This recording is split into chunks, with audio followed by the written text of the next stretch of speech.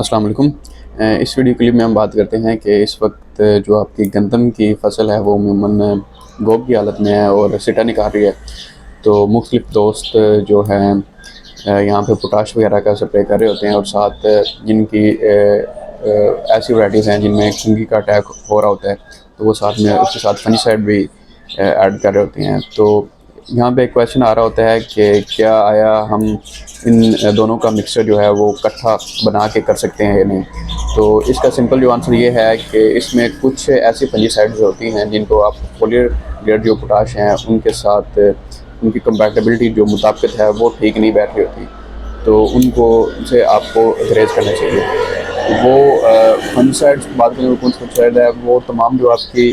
Metallic فنجی side ہیں، جو آپ کی دھاتی فنجی سائڈز ہیں، عموماً جو کوپر بیسڈ یا iron based zinc based فنجی sides ہوتی ہیں وہ ان تمام اس کیٹیگری میں آتی ہیں۔ تو ان کے ساتھ جو آپ کی فولیئر گریڈ پوٹاش ہے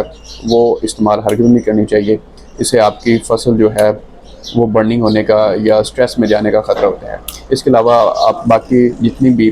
جو نان میٹیلک ہے غیر دھاتی فنجی سائڈ ہیں ان کے ساتھ آپ کسی بھی اچھی کمپنی کی جو فولیئر گریڈ پوٹاش ہے وہ ملا کر سکتے ہیں،